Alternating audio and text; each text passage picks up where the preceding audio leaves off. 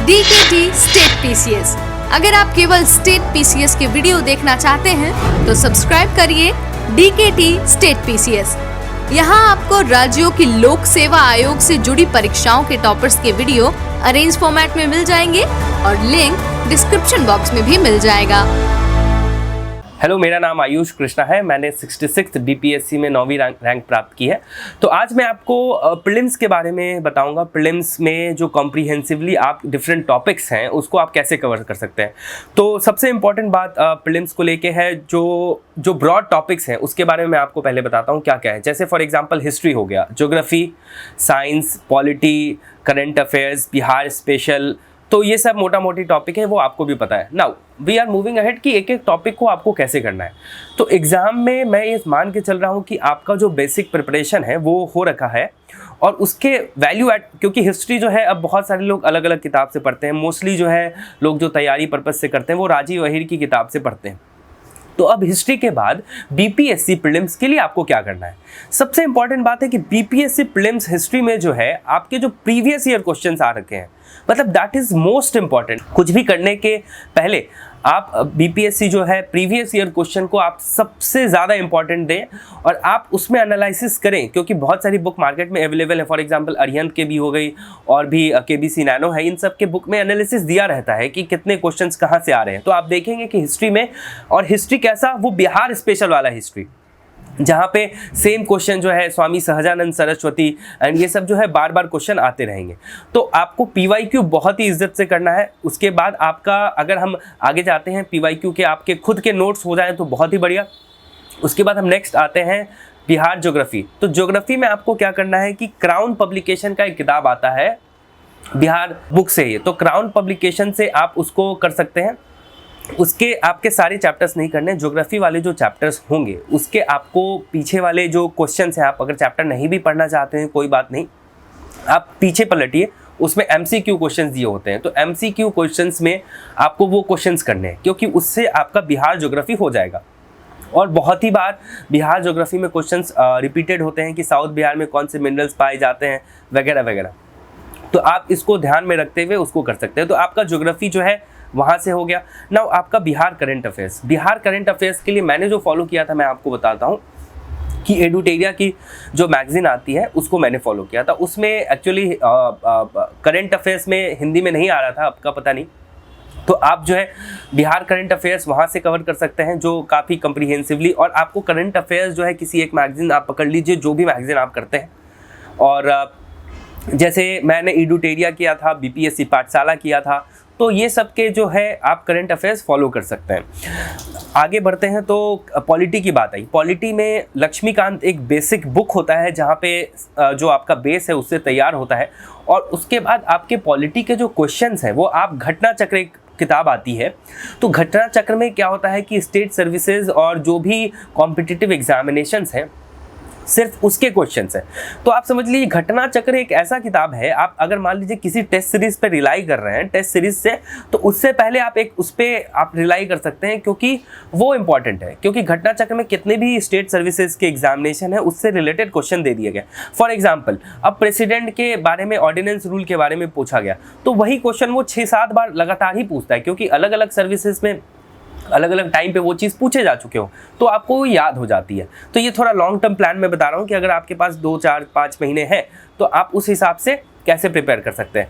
उसके बाद आप देखें मैथ्स एक ऐसा चीज़ है कि कुछ लोगों का इंट्रिंसिकली अच्छा होता है, पर मैं उनके लिए बता रहा हूँ जिनका इंट्रिंसिकली अच्छा नहीं है। जिनका ऑलरेडी अच्छा है उनको बहुत ज़्यादा चिंता करने की ज़रूरत नहीं है, बहुत आसान मैथ्स आता है। पर जिनका अच्छा नहीं है, क्योंकि ये बहुत ही ईजी स्कोरिंग, 10 मार्क्स जो होते हैं आपके 10 क्वेश्चन बहुत ही ईजी स्कोरिंग होते हैं, मतलब उसमें आप बहुत ही मिनिमम एफर्ट में कर सकते हैं। आपको क्या करना है, जो बेसिक कंसेप्ट्स हैं जैसे टाइम एंड वर्क हो गया, टाइम एंड डिस्टेंस हो गया, इस बोट एंड स्ट्रीम, यही सब आता है। तो आप पीवाईक्यू क्वेश्चन उठाएं और उस पर प्रैक्टिस करें। और नहीं आता है तो आप जैसे हम लोग भी अपने, मैं खुद के चैनल पे भी लोगों को बताता हूँ, तो उसके थ्रू भी आप कर सकते हैं, या आपका जहाँ से भी आपको मर्जी आप उसके कंसेप्ट को। तो मतलब पॉइंट ये है कि आप प्रीवियस ईयर क्वेश्चन को आप पाइवट लगा के सारी चीज़ें जो आप करेंगे वो प्रीवियस ईयर क्वेश्चन, आप जब भी तैयारी करें प्रीवियस ईयर क्वेश्चन का एक जो बुक सेट है वो आपके टेबल पे होना ही चाहिए। क्योंकि आप जब भी भटकेंगे, क्योंकि यहाँ पे स्कोप बहुत है इधर उधर पूछने का, तो जब भी आप भटक रहे होते हैं तो आपको देखना है कि प्रीवियस ईयर में क्या आया है। पर करंट अफेयर्स में मैंने आपको जैसे बताया कि आपको मैगजीन्स फॉलो करनी पड़ेंगी, क्योंकि बहुत कॉम्प्रिहेंसिव, बहुत करंट अफेयर्स बहुत ही डिटेल में और लगभग 30 से 35 क्वेश्चन हर बार ही आते हैं। तो करंट अफेयर्स आपको बहुत अच्छे से प्रिपेयर करना होगा। अब हम आते हैं, जैसे ज्योग्राफी हमने कर लिया, साइंस। अब साइंस की बारी आई। साइंस में भी लगभग 25 से 30 क्वेश्चन हर साल ही आ रहे हैं, और वो क्वेश्चन ऐसे हैं बहुत ही आसान कहना, कुछ क्वेश्चंस तो टफ रहेंगे। आसान मैं उस संदर्भ में कह रहा हूँ, फॉर एग्जांपल अभी जो बीपीएससी कैंसिल हुआ उसमें मेरे साइंस के लगभग सारे क्वेश्चन सही थे, और भी लोगों के बहुत सारे सही थे। क्यों सही है?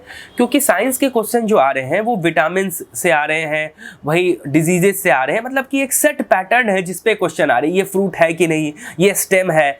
तो आप जो है इसके लिए वन शॉट सॉल्यूशन क्या है कि आप अगर लूसेंट पढ़ना है तो पढ़ सकते हैं, पर लूसेंट आपको एक समय के बाद लगेगा कि यार बहुत ज़्यादा हो रहा है, कैन नॉट डू। जैसे मेरे साथ ऐसा ही हुआ, तो मैंने केमिस्ट्री वाला लूसेंट कम से कम 5, 6, 7, 8 पेज है उसको पढ़ लिया, और उसके बाद मैंने साइंस का घटना चक्र बहुत ही इज्जत से किया, मतलब क्योंकि वही मेरा बेस था।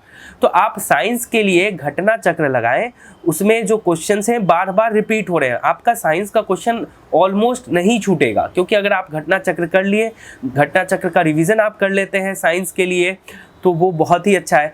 तो मोटा मोटी देखा जाए तो हिस्ट्री आपको मैंने बता दिया। हिस्ट्री में एक इंडियन नेशनल मूवमेंट से बहुत सारा आता है, और बिहार स्पेशल से बहुत ज़्यादा आता है।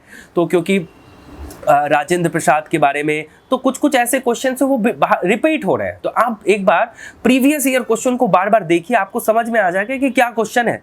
बार बार वही क्वेश्चन आ रहे हैं, कहीं ना कहीं घुमा के, कभी 4 साल बाद, कभी 5 साल बाद। तो प्रीवियस ईयर क्वेश्चन हिस्ट्री आपका पहला सोर्स है।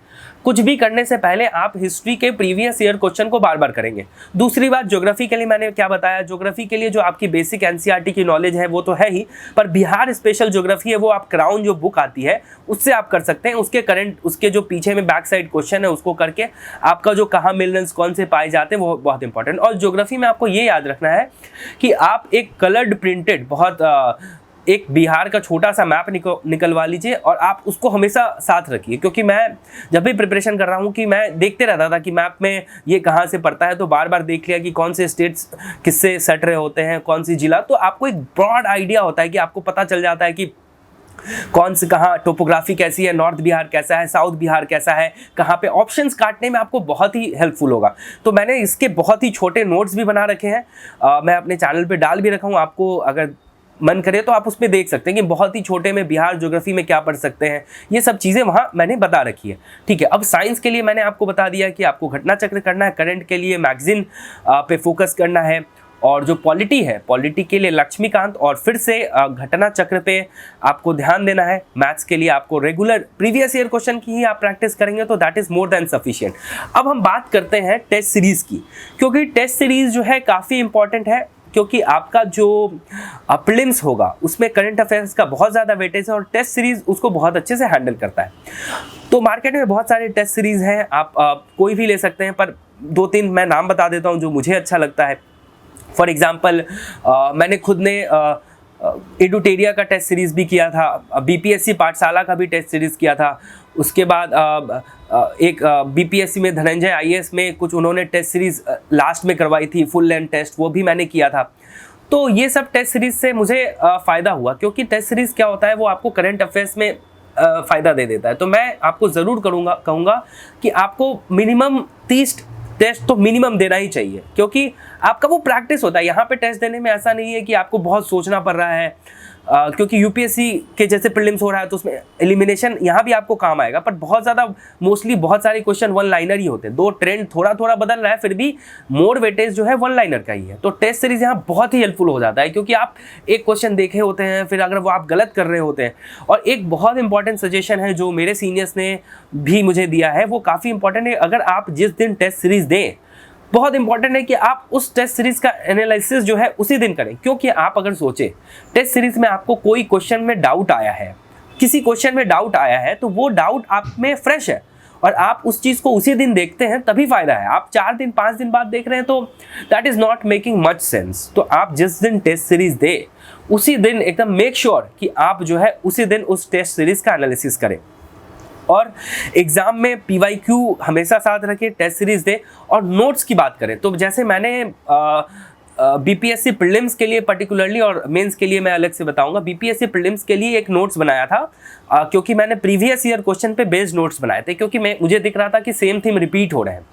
तो वो नोट्स मेरे पास है, मैंने अपने चैनल पे भी शेयर कर रखा है, अगर आपको चाहे तो आप कर सकते हैं। और आई वुड रिकमेंड कि आप अपने खुद के नोट्स बनाएं, क्योंकि वो खुद के नोट्स बहुत हैंडी होते हैं, रिवाइज करने में बहुत कम टाइम लगता है। तो आई वुड सजेस्ट कि भले ही आप किसी भी के भी नोट्स देख लें, आप अपने नोट्स बनाएं, क्योंकि वो नोट्स आप एग्जाम के पहले रिवाइज कर सकते हैं बहुत ही अच्छे से। तो एक रिवीजन बहुत इंपॉर्टेंट है, क्योंकि विटामिन और जो भी जो डिजीजेज हैं बहुत ही कंफ्यूजिंग होते हैं कभी कभी, जो आपको आने चाहिए। और कभी कभी बुक्स पे क्वेश्चन आते हैं, तो आपको, अब आप बात समझिए कि आपको एक ऑब्सक्योर क्वेश्चन में अपना टाइम वेस्ट नहीं करना है। लो हैंगिंग फ्रूट्स पहले देखने हैं। ऐसा नहीं कि एक कोई बुक आ गया तो आप सारे ज्ञानपीठ अवार्ड जिनको मिला है सबके बुक रटने चले गए, ऐसे में फ़ायदा नहीं है। जो करंट अफेयर्स में है वो तो ऑलरेडी टेस्ट सीरीज और मैगजीन्स कवर कर ही देगा। तो मैं आपको बोल रहा हूँ, you have to limit your source particularly in books. ये डे कब होता है, ठीक है, जो आप डे को पूरा नहीं याद कर सकते। अब जो करंट अफेयर्स में आ रहा है, जो मैगजीन्स में थोड़ा आ रहा है, आप उस पर ही फोकस कीजिए। ऐसा नहीं आप बैठिए कि भाई अब जनवरी का सारा डेट मैं याद कर लूँगा, that would be not of sufficient use. ठीक है, तो आप ये सब चीज़ को अपने को थोड़ा सा लिमिट करके चल देंगे तो प्रिपरेशन बहुत ही ज़्यादा स्मूथ होगा और बहुत ही अच्छा होगा। इसके लिए आपको बहुत इंपॉर्टेंट है कि what to do and what not to do, ये सब जो क्लियर जो चीज़ें हैं आपको पहले प्रिपेयर करके रखनी पड़ेगी। फॉर एग्जांपल, जैसे मैं तैयारी करता हूँ तो मेरे पास एक पेज होता था, मैं डायरी में मेंटेन करता था कि व्हाट आर द थिंग्स जो मुझे डेविएट कर सकती है। तो उसमें मैं लिखा था कि भाई जो है रैंडम अननेसेसरी टेस्ट सीरीज जो है, या कोई एक बुक आ गया तो मैं उस बुक पे रिसर्च करने बैठ गया। तो ये सब चीज़ें मैं लिखी थी कि जो मेरी कमजोरी है कि मैं जहाँ टाइम वेस्ट करता हूँ। क्योंकि देखिए ये कॉम्पिटिटिव एग्जामिनेशन है, आपका टाइम का इतना ज़्यादा महत्व है। और टाइम का महत्व इसलिए मैं कह रहा हूँ क्योंकि ये आपके मेंटल टेम्परामेंट को सही करता है। अगर आपका मेंटल टेम्परामेंट सही है तो प्रीलिम्स जो है बहुत ही आसान तो मैं कहीं नहीं कहूँगा, क्योंकि कंपटीशन बढ़ रहा है। पर अगर आप एक सिस्टमैटिक स्टडी करेंगे, मतलब एक सिस्टमैटिक वे, फॉर एग्जांपल आपको PYQ करना है, PYQ के बाद टेस्ट करना है, टेस्ट के बाद एनालिसिस करनी है, एनालिसिस के बाद फिर से आपको PYQ देखना है, तो ये सब जो चीज़ है ना, ये आपके प्रिपरेशन को बहुत ही स्मूथ बनाएगा और आप बहुत कम एफर्ट और सिस्टमैटिक एफर्ट के हिसाब से आप अपने BPSC प्रीलिम्स को निकाल सकते हैं। और जो अभी 67th BPSC एग्जामिनेशन जो अभी परसों होने वाला है, उसके बारे में मैं थोड़ा सा आपको जो भी टिप्स देना चाहता हूँ। कि पहली बात कि अभी आप देखिए नोटिफिकेशन में आपको 2 घंटे पहले बुलाया गया है, तो आप मेक श्योर कि आप वहाँ पे समय से बहुत पहले जाएं, क्योंकि अभी बहुत स्ट्रिक्ट हो गया है और वो समय के बाद आप जाएंगे तो वो जाने नहीं देंगे आपको। तो ये अननेसेसरी आपको फटीग नहीं करना है। और आपको जो लास्ट में अब कोई भी नई चीज़ नहीं पढ़नी है, चाहे कोई आके कह दे यही क्वेश्चन है, फिर भी मैं कहूँगा कि कोई भी नई चीज़ नहीं पढ़नी है, क्योंकि ये सब अफवाह होगी। और आपको जो आपने पढ़ रखा है, हिस्ट्री हो गया, साइंस हो गया, जिसमें कन्फ्यूज़न है, ये आप जो आपने खुद से बना रखा है, तो आप रेडी रेकॉनर एक बार देख लीजिए। नहीं तो मैंने रेडी रेकॉनर के लिए लास्ट मोमेंट रिवीजन के लिए मैंने नोट्स बना रखे हैं, उसको आप रेफर कर सकते हैं। और आपके खुद के नोट्स हैं तो मैं फिर भी कहूँगा कि आप कोई भी नए नोट्स मत उठाइए, क्योंकि बस एग्ज़ाम में बहुत ही तुरंत एग्ज़ाम है, तो आपने जो कर रखा है उस पर विश्वास करके जाइए। और एग्ज़ाम टेम्परामेंट, अब जो है टेम्परामेंट का गेम है, क्योंकि हो सकता है कि बहुत सारे कैंडिडेट्स हैं जिसके पास सेम लेवल ऑफ नॉलेज है, पर किसी का होगा किसी का नहीं होगा। तो टेम्परामेंट ये है कि आप क्वेश्चन पेपर कैसे अटेम्प्ट करें। फॉर एग्जाम्पल मैं आपको बताता हूँ कि आपने क्वेश्चन पेपर खोला, मेरा है कि मैं सबसे पहले मैथ सेक्शन को अटेम्प्ट करता हूँ, क्योंकि मुझे लगता है कि वो 10 नंबर तो मेरे को सिक्योर करवा देगा। अब व्हेन मेरा 10 नंबर सिक्योर हो जाता है तो आई एम कॉन्फिडेंट। तो ये कॉन्फिडेंस जो है वो काफ़ी इंपॉर्टेंट है। आपको अपना वो सेक्शन उठाना है जो आपको कॉन्फिडेंस दे, क्योंकि कॉन्फिडेंस के बाद आप जो ऐसे थोड़े ऑब्सक्योर क्वेश्चन है जो आपको लगता है कि आप डिस्टेंटली आपने कहीं पढ़ा है, वो भी आप अटेम्प्ट कर सकते हैं। तो आपको सबसे पहले ये करना है कि आप जो है, जो आपका स्ट्रॉन्ग पॉइंट्स है वो आप करें। मोस्टली आई वुड रिकमेंड आप मैथ्स से शुरू करें, क्योंकि दिमाग फ्रेश होता है और मैथ्स के 10 के 10 क्वेश्चन अगर सही हो जाते हैं तो बहुत बड़ा बूस्ट मिलता है। दूसरी बात, अगर आप पेज जो पलट रहे हैं, फॉर एग्जाम्पल अलग अलग सेट होता है, सबको पता है। अब आप मान लीजिए आपने सेट पलटा, आपके पास ऐसा सेट आ गया जिसमें करंट अफेयर्स सबसे पहले है। हो सकता है आपके पास 4 करंट अफेयर्स नहीं आए, वहां पे आपको अपने आप को रिमाइंड करना है कि भाई कोई बात नहीं, there are other 146 questions in this paper. आपको एकदम पैनिक नहीं करना है, क्योंकि होता क्या है कि हम ऐसे सोचते हैं कि पहला 4 क्वेश्चन नहीं आया तो भाई सब खत्म। तो वही 4 question should not determine your whole paper. आपको ये देखना है कि वो 4 क्वेश्चन नहीं आए तो you have to tell yourself. और ये बात अगर आप पहले सोच के जाएंगे तभी होगा। जैसे मैं सोच के गया था कि हो सकता है मेरे पास क्वेश्चन नहीं आया तो कोई बात नहीं, मैं आगे देखूंगा। मेरे पास जाके तीसरे पेपर में जाके थर्ड वाला जो पेज था उसमें जाके मेरे को क्वेश्चन आने शुरू हुए, तो उसके बाद मैंने तीसरे पेपर से बनाना शुरू किया। फिर उसके बाद में मैं वापस पीछे वाले पेज को दोबारा पलटा तो मेरे को याद चीज़ें आने लगी। तो मैं बस ये बता रहा हूँ कि आपको जो है पिच जैसे होता है ना, बैट्समैन पिच पे टिकता है, आपको शुरू में टिकना है, आधे घंटे 20 मिनट आपको बस टिकना है। आपको बस धीरे धीरे जो क्वेश्चंस आ रहे हैं वो करने हैं। उसके बाद देखिएगा आप रफ्तार पकड़ लेंगे और आपको टाइम की कमी तो एकदम ही नहीं होगी। बीपीएससी प्रीलिम्स में मोस्टली नहीं ही होती है, क्योंकि आपको जो आता होता है आप तुरंत करते हो। और आप ऐसे पेपर को इटरेशन में कीजिए, मतलब ऐसा नहीं कि आप एक क्वेश्चन कर लिए और फिर एकदम उसी पे 5 मिनट लगाए जा रहे हैं। अगर आप एक क्वेश्चन देखें और आपको पता है कि भाई ये 2 ऑप्शन तो नहीं होने वाला है, तो आप 2 ऑप्शन काटिए और आगे उस क्वेश्चन को घेर के रख लीजिए 2, वहाँ पे 2 कोड रख लीजिए या जो कोड आपको रखना है, ताकि 2 कोड मतलब क्या कि बस 2 ऑप्शन बचा है, मतलब उसमें से चुनना है। उसी तरह आपने मान लीजिए एक भी ऑप्शन काट लिया तो उसमें 3 लिख दीजिए, ताकि आपको पता है कि अभी 3 ऑप्शन से चुनना है। जब आप एक बार पूरा पेपर कर लें, अब आप जब वापस आए तो आप पहले उस पेपर को कीजिएगा जहाँ पे 2 ऑप्शंस बचाए, क्योंकि उसमें आपको करने की प्रोबेबिलिटी सही करने की ज़्यादा है। तो मैं बस ये कह रहा हूँ कि आपको पेपर फेज वाइज भी करना है, क्योंकि आप इससे अपना समय भी बचा सकते हैं और सारे क्वेश्चन आपके हो सकता है बैक ऑफ द माइंड में कुछ चीज़ें हो वो आपको बाद में रिपीट आ सकती है। तो पेपर जो है बहुत ही आराम से और सारे क्वेश्चंस करने हैं, क्योंकि निगेटिव मार्किंग तो होता नहीं है। एक बार फिर भी मैं कहूँगा इंस्ट्रक्शन देख लें और निगेटिव मार्किंग नहीं होता। और बबल करने का बहुत इंपॉर्टेंट तरीका है, बबल नहीं गलत होना चाहिए। अलग अलग लोग, कुछ लोग होते हैं जो क्वेश्चन के साथ साथ बबल करते हैं, कुछ लोग जो होते हैं कि भाई बाद में बबल करते हैं, तो वो आपकी स्ट्रैटेजी। पर मैं आपको एक तरीका बताऊंगा जो बहुत ही इंपॉर्टेंट है, कि बहुत लोग का क्या होता है कि बबल करते वक्त वो नेक्स्ट में गलत कर देते हैं, क्योंकि बबल जो है सीक्वेंस में होता है। अब आप 4 क्वेश्चन कर रहे हैं तो 4 क्वेश्चन का बबल गलत हो गया, तो भाई वो फिर गेम एंड हो गया।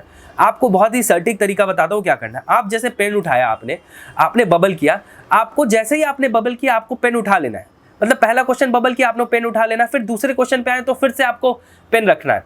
तो मतलब आप अपने पेन उठाते रहिए ताकि आप लगातार कुछ गलती ना करें। तो ये बबल बहुत इंपॉर्टेंट है सही करना। सबसे पहले जाके आपको अपना नाम, रोल नंबर ये सब लिखना है, क्योंकि अननेसेसरी पैनिक से बचना है। ठीक है, तो ये सब जो चीज़ें हैं वो आपको हेल्प करेगी। सो मैं समझता हूँ कि this will help you some way or the other. मैं मेंस के लिए मैं आपको अलग से बताऊंगा। और मैं डीकेटी का very much I am thankful to them to giving me this platform, जहाँ पे मैं बहुत सारे सिमिलर माइंडसेट के कैंडिडेट से जुड़ पाया। तो thank you very much, thank you for this opportunity.